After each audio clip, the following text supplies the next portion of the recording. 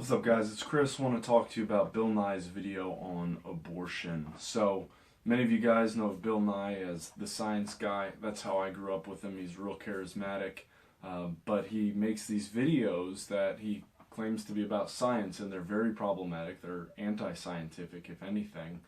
And so we need to address this, okay?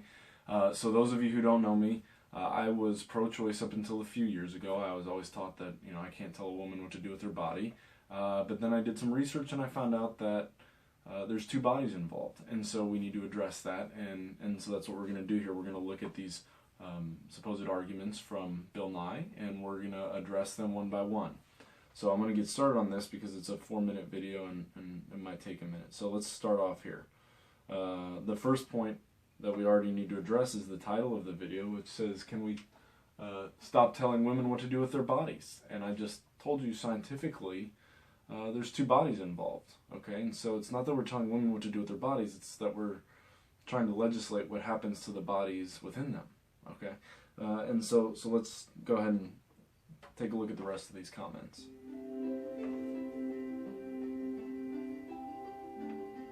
Many more hundreds of eggs are fertilized than become humans. Eggs get fertilized, and by that I mean sperm get accepted by ova a lot. Okay. So actually a minute ago we already had our first problem. He says that that many eggs get fertilized that don't become humans. Well, this is they get best and an outright anti-scientific statement at worst. So what is a human? Okay, well, first of all, a sperm and an egg, even if they have not joined, are human in nature, right? They're not camel, they're not rabbit, they're not bear, they're not plant, they're not inorganic material, they are human in nature, okay? They are of the species Homo sapien. Now, are they humans, right? What does he mean by that? Well, that's where the vagueness comes in, because we don't know what he means by a human. But if he means a human being, an individual, right, he's incorrect, okay? Because at the moment of fertilization, you have the full genetic code of a new human life, okay? It is a human being. Now, that's science, that's not religion, that's not Chris's personal pontifications. That's what science tells us, that's what embryology tells us. It tells us that the full genetic set, the full DNA exists from the moment of fertilization. Now, if he means that it's not a fully developed human being, that's a different statement. It's not what he says, but that would be correct. It's not a fully developed human being. But what do you mean by fully developed anyway? Because a child's not fully developed even if they're born. So even then, it's the whole statement is very problematic, and that was 12 seconds in that he said that. So then he says that eggs get fertilized. He says that they get accepted by ova a lot, and watch what he continues to say here. But that's not all you need. You have to attach to the uterine wall, the inside of a womb. Okay, so yes, he's correct. Okay, once the egg and the sperm come together, they have to attach to the womb, to the uterine wall. So what? Okay, what he's talking about here, understand, now, we've been kind of played with a little bit mentally and we get confused. But understand that at the moment of conception, at the moment of fertilization, what happens is that this egg and the sperm come together, right? And you have the DNA of a human being there. What happens from then is that life continues to develop, okay? And that continues until our death, essentially. I mean, there's a point where we stop having these major developments, but our life is in constant flux. There's not a single point where we say, aha! Legally we might say at 18 in our nation or somewhere else, that's an adult. But there isn't one moment where it's like all of a sudden, oh, he's fully developed, okay? So this is, again, very problematic because what he's saying is that he just adds one, he talks about the next step and says, that needs to happen too. Well, there's many other things that need to happen for life to continue developing. Even as an adult, I need water, I need food, I need, air. To some degree, I need shelter. So there are things that we need for us to continue in our life cycle, to continue developing. But then there's an even further problem, because what he says is that this also needs to happen. So what is he suggesting? Is he suggesting that at the moment of fertilization, I'm sorry, at the moment of attaching to the uterine wall, that's when we should start protecting that life with legislation?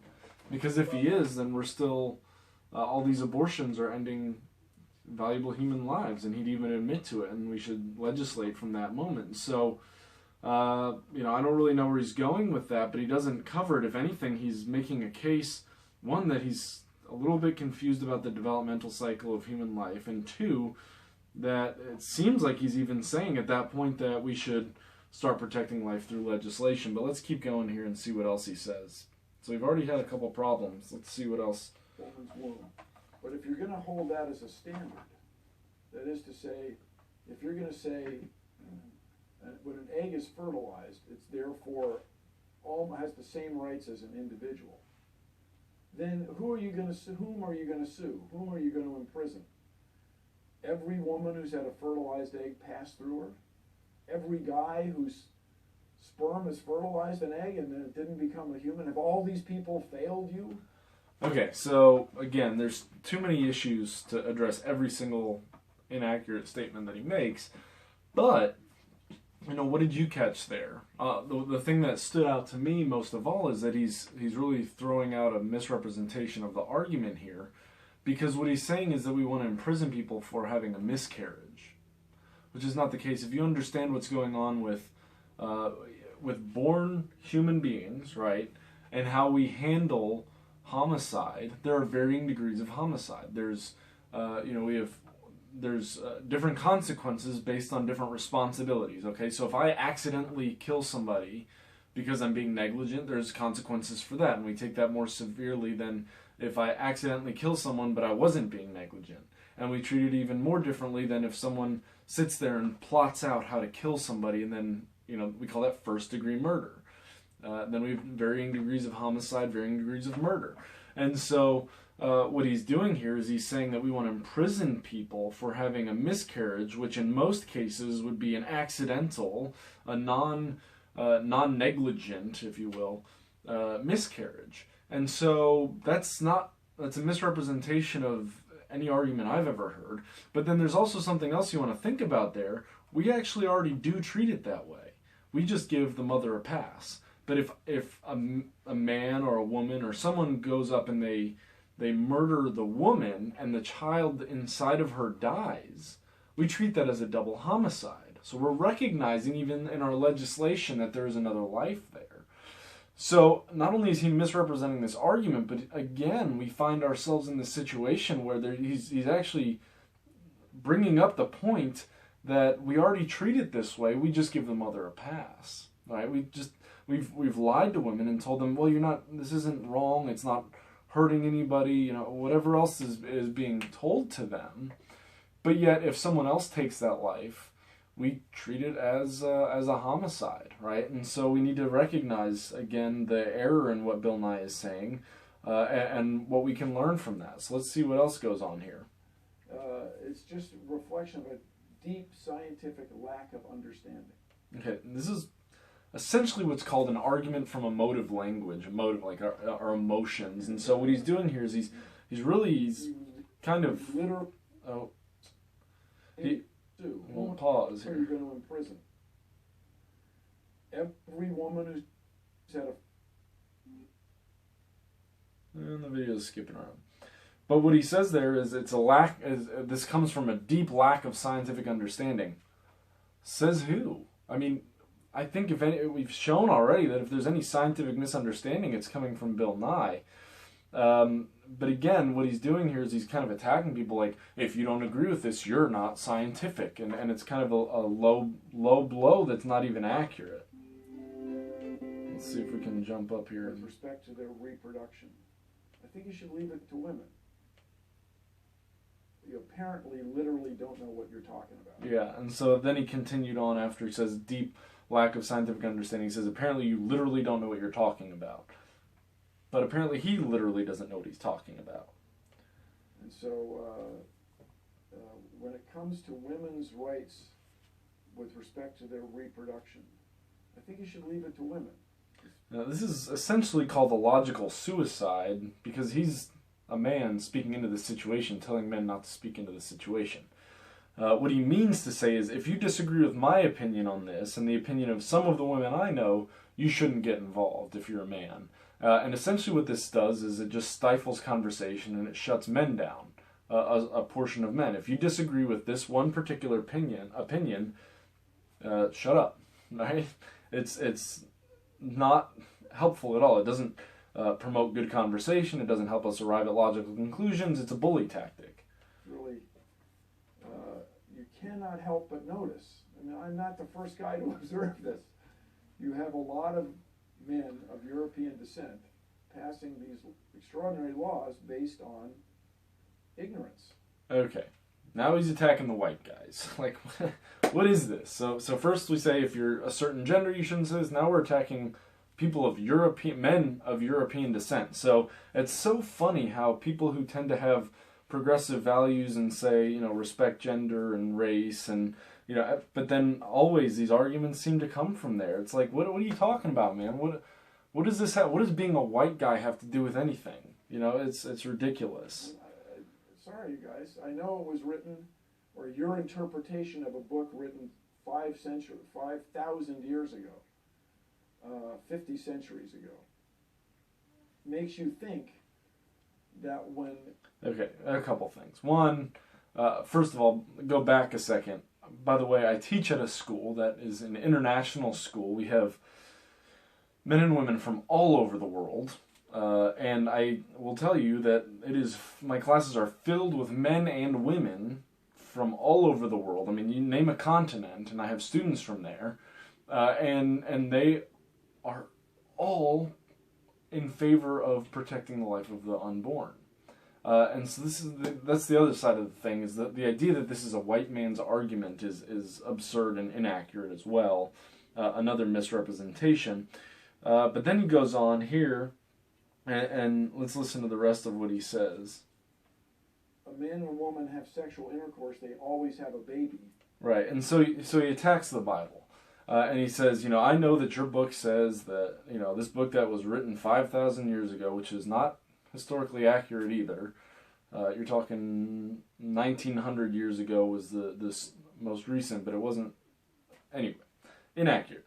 But then again, and to Bill Nye's credit, religious, particularly Christians, have mistakenly come at this from a strictly religious standpoint, but I've done other videos on this, you don't have to be religious to acknowledge the fact that scientifically we're ending human lives, okay?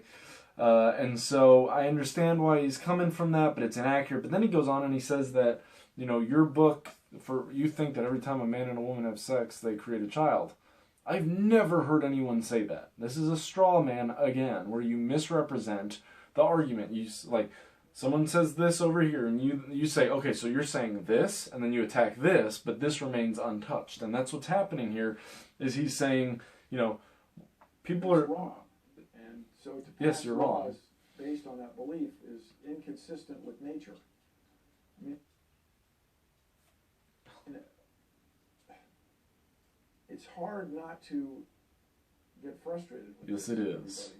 It is frustrating. And I know nobody likes abortion, okay?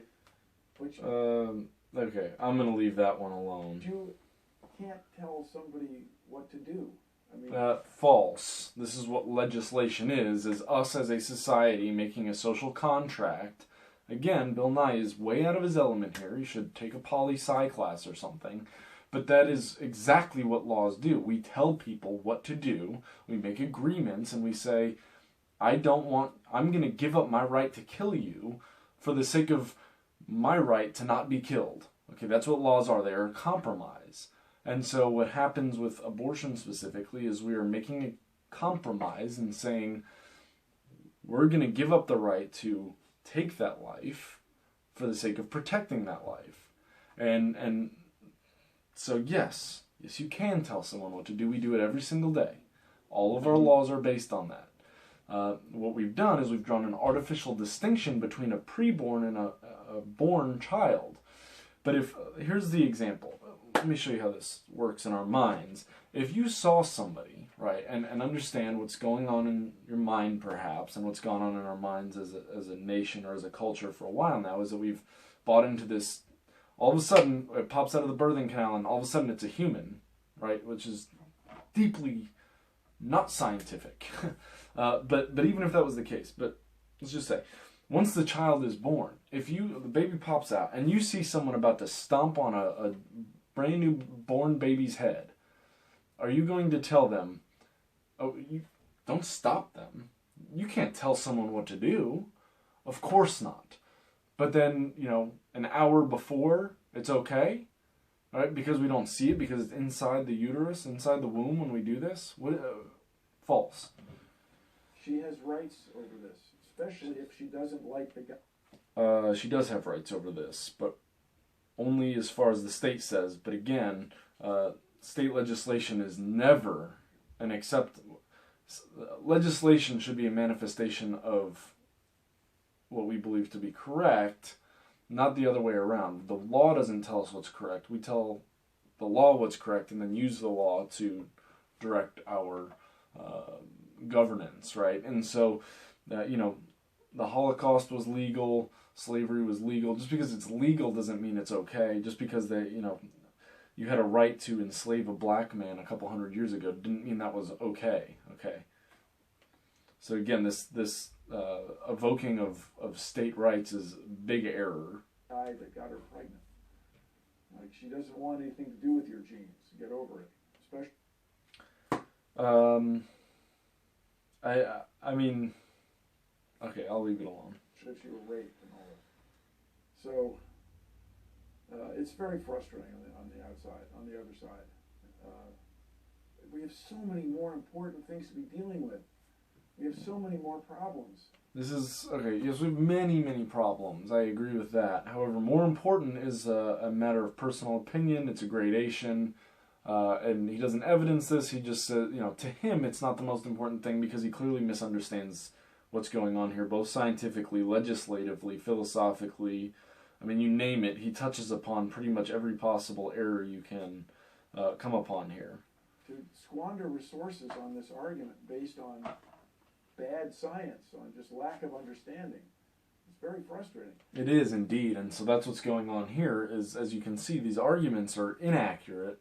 And he's accusing people who have the belief system that I ascribe to around this thing as ignorant and we're wasting resources. I could very easily say the same thing to him, where he's clearly misrepresenting embryology, he's misrepresenting biology, he's misrepresenting philosophy, he's misrepresenting legislation, he's misrepresenting the arguments, he's misrepresenting theology, and he's misrepresenting the historicity of the Bible, and even from the most liberal scholars, inaccurate statements about things, and so just his entire argument is drenched in ignorance, and yet he's using these arguments saying, I'm very frustrated with the fact that you're wasting resources on these arguments.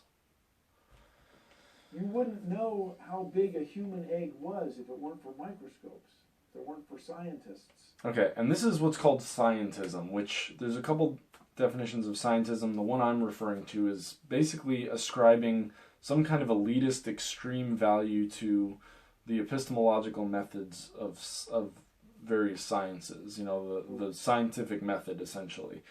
But what happens here is you can listen to what he's saying, and he's attacking people for being anti-scientific, but he hasn't actually he's not even being scientific himself. But again, I am very thankful for the microscopes that let us know this, because frankly, a couple of years ago, before I knew what the science was, right, when I was pro-choice, I thought it was okay because I didn't understand that there was a human life at that point. With respect to their reproduction, I think you should leave it to women. You apparently literally don't know what you're talking about. And this video keeps wanting to skip around. Beliefs. And you want to, and it really is ultimately out of respect for people. Okay. He just kind of goes on here and in this case, your perception of... It does not want to stop. Okay, so we'll leave it at that. But a couple points. One, Bill Nye's arguments are not scientific. He's actually refuting or going against science here. Two, he's misrepresenting philosophy. He's misrepresenting theology. He's coming up with arguments and then attacking these arguments that aren't even being made. Like the idea that, people who read the Bible think that every time you have sex, a baby is created. No, I don't know anyone that said that. And that's certainly not why I'm against abortion. Okay? He's misrepresenting the legislation, saying that, if a woman has a miscarriage at any stage, we should punish them for it, or the man even. None of that is accurate. None of that is the statement that's being made. And so he's showing, in fact, a deep lack of understanding, both scientifically and legislatively there. And so I just want you to think, just because, his nickname is the science guy doesn't mean he's scientific. Just because he says, I'm the science guy, and he's, a charming guy who wears a, colorful bow tie, doesn't mean that he knows what he's talking about abortion. And obviously this whole argument is just drenched in contradiction and misinformation. So, I hope you learned some things from this. I hope that it'll help you as you go through and watch similar videos to be able to pick out some of these problems yourself. Man, Bill Nye doesn't want to stop talking, huh? Anyway, bless you guys. Let me know what you think. See ya.